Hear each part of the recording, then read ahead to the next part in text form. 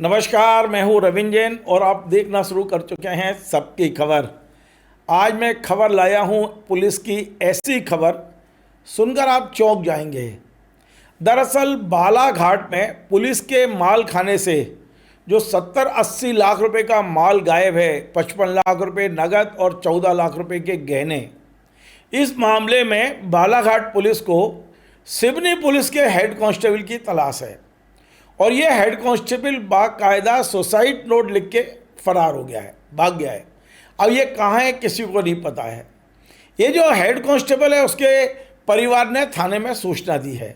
अब मैं आपको खबर विस्तार से बताता हूँ। दरअसल आपने कुछ दिन पहले सुना होगा कि सिवनी में जिस तरह से हवाले पर डकैती डाली गई और 11 पुलिस वाले जेल में हैं, इसके बाद भी सिवनी की कहानी अभी ख़त्म नहीं हो रही। कहानी कहीं से शुरू हो लेकिन अंत सिवनी पर जाके हो रहा है।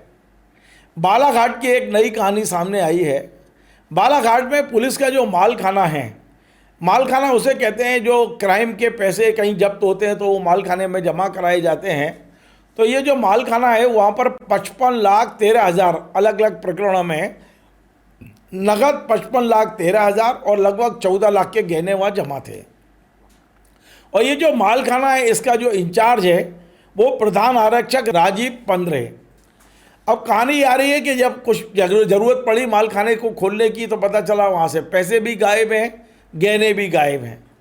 और जब जांच आगे बढ़ी तो पता चला कि ये जो प्रधान आरक्षक है राजीव पंद्रे जी, ये जुए सट्टे में इसको हार गए हैं। जांच आगे बढ़ी तो इसमें सिवनी के एक प्रधान आरक्षक हैं योगेश राजपूत, इनकी संदिग्ध भूमिका नजर आई। लगा कि ये भी इस मामले में कहीं ना कहीं शामिल हैं। तो बालाघाट पुलिस 18 तारीख लेट नाइट यानी 19 की तड़के इस योगेश राजपूत को उठाने के लिए सिवनी पहुंची थी। तो जब योगेश राजपूत को उनके घर से उठाने की तैयारी हुई तो उन्होंने जम के हंगामा काटा है। अब मैं आपको पहले वो वीडियो दिखाता हूं कि किस तरह से पुलिस बालाघाट पुलिस सिवनी पहुंची और सिवनी पुलिस के इस प्रधान आरक्षक ने किस तरह हंगामा किया है। पहले ये वीडियो देखिए आप। समझ नहीं रहा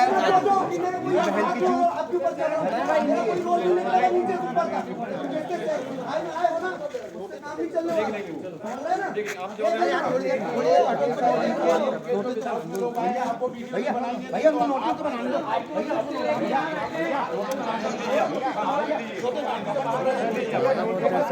उनको नाम ही नहीं मालूम काहे का नोटिस बनाएंगे जब नाम नहीं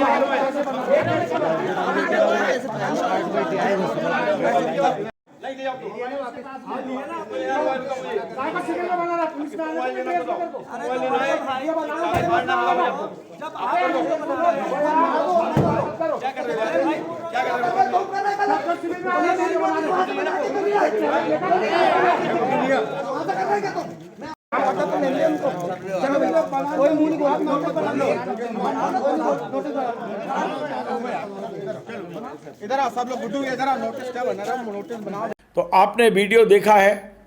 अब इसके बाद में इस प्रधान आरक्षक की तलाश लगातार चल रही है क्योंकि ये भाग गए हैं। इस संबंध में मेरी डीआईजी छिंदवाड़ा राकेश कुमार सिंह से बात हुई तो उनका ये कहना है कि ये जो योगेश राजपूत हैं उनका आईजी साहब ने तबादला किया था और 26 सितंबर को उनको नरसिंहपुर के लिए रिलीव कर दिया गया है।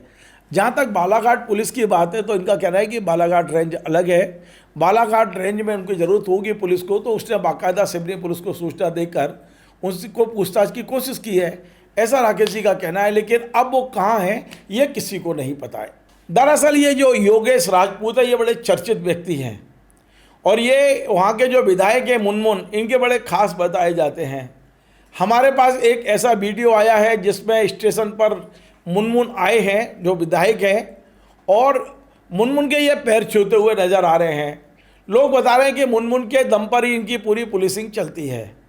मज़ेदार बात यह है कि ये जो योगेश राजपूत हैं इनका प्रमोशन हो गया था, एएसआई बन गए थे और छिंदवाड़ा ट्रांसफ़र हुआ था। इन्होंने अपने स्टार वापस कर दिए, प्रमोशन वापस कर दिया। उन्हें तो सिवनी में ही रहना है और सिवनी में इनकी जो छवि है वो इस तरह की है कि ये क्राइम जो स्क्वाड रहता है उसमें शामिल हो जाते हैं, फिर जिसको चाहे उसको उठाते हैं, लूटपाट होती है, यही सब इनकी छवि वहाँ बन गई है।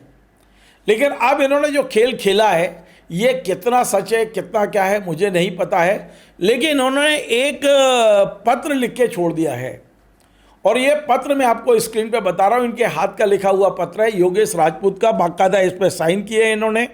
ये पत्र अपने घर पर रखकर ये गायब हो गए हैं। और पत्र में इन्होंने कहा है कि वहाँ का एक शराब माफिया और डीआईजी राकेश कुमार सिंह उसे किसी केस में फंसाने की कोशिश कर रहे हैं। और अब मेरे को जो कुछ होगा मेरे परिवार वालों को परेशान ना किया जाए, ये जो रास्ता है मैं खुद चुन रहा हूँ। मतलब उनका ये जो पत्र है वो पूरी तरह से सुसाइड जैसा हम लिखते हैं, सुसाइड, वो सुसाइड लेटर है उनका, कि सुसाइड के लिए सुसाइड के पहले जो पत्र लिखा जाता है वो है। ये पत्र जब उनके बेटे को मिला तो बेटे और परिवार के लोग घबरा गए। और इनके बेटे से कुछ देर पहले मेरी बात हुई है, उसका कहना है कि हमने बाकायदा कोतवाली पुलिस को पत्र दे दिया है और अपनी शिकायत दर्ज करा दी है। हालांकि उनके बेटे ने किसी पे कोई व्यक्तिगत आरोप नहीं लगाया। उनका कहना है कि बालाघाट पुलिस जो आई थी वो गलत तरीके से गिरफ्तार करने की कोशिश कर रही थी और इसका विरोध उनके पापा ने किया है। इस संबंध में मेरी अभी डीआईजी राकेश कुमार सिंह से बात हुई तो उनका ये कहना था कि बालाघाट छिंदवाड़ा रेंज में नहीं आता है, वो छिंदवाड़ा के डीआईजी हैं। अब यदि बालाघाट पुलिस को ज़रूरत है तो उन्होंने सूचना दी वहाँ पर और वो ले जाना चाहते थे।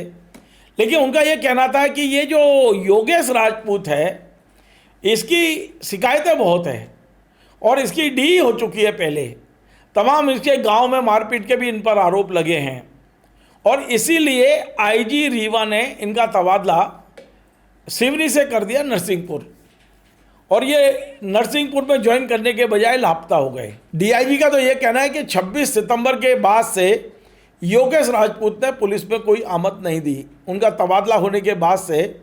लेकिन ये चर्चा है कि उन्होंने कोर्ट से स्टे ले लिया था, हाई कोर्ट से, लेकिन स्टे की कॉपी भी अभी तक एसपी ऑफिस में नहीं आई है। क्यों नहीं आई पता नहीं है। लेकिन अचानक इनके गायब होने से तरह तरह की चर्चाएं चल रही हैं। ये कह रहा है कि नया स्कैंडल हो सकता है, कोई कह रहा है कहीं ऐसा नहीं हो कि उन्होंने सुसाइड कर लिया हो।